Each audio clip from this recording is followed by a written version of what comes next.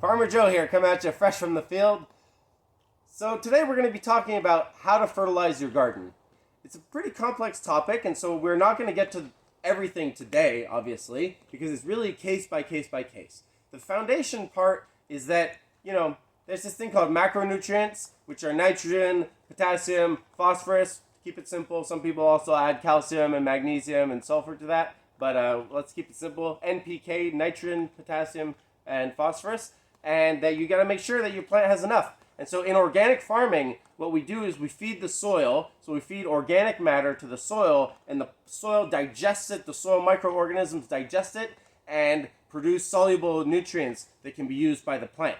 As opposed to in conventional chemical agriculture, they directly use soluble chemicals that are synthetically created that are taken up by the plant. And so in organic, the mantra is feed the soil, not the plant, right? And so what are we going to feed our soil in order to make sure that the plant has everything it needs? Is to make sure that the soil is active, is like an engine. The soil is like the engine driving your garden.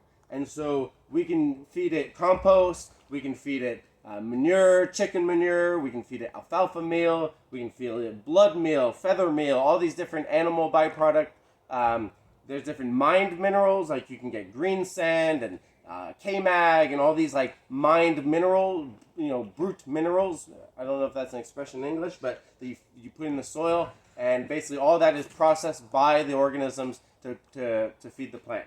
And so if all this sounds complicated, well, it's not complicated, it's complex, and so we can all figure it out together. The basic step is you need to take a soil analysis and come to our gardening clinic at the May 2-4 weekend, and you can, so send as soon as the soil is defrosted in your garden, take a cup. You need to create a composite sample. So that means don't just take it from one spot, go around, and you really need to be taking soil from the top 6 to 8 inches, the top 15 to 20 centimeters, and putting it in a plastic bucket. Take 10 to 15 different samples from different locations of your garden, put it in there. Make sure that you're getting out any clumps, any clumps like this, or if there's chunks of compost or anything that's not representative, exclude that. Make a composite sample in a plastic bucket, not a metal one. Mix it together and measure out a cup, put it in a Ziploc bag, send it to AgriQuanta. That's the lab that I'm used to working with, so I know how to read their analysis. And just check the comments, the description below for the link there. Send that off to the lab and come to the farmer to gardener clinic. I gotta come up with a better name for that. But anyway, May 2-4 weekend, come on down by the farm with your soil analysis. We'll look at it together. We'll have a workshop on interpreting soil analysis and fertilization, and you can head home with everything that you need and plants and the whole shebang.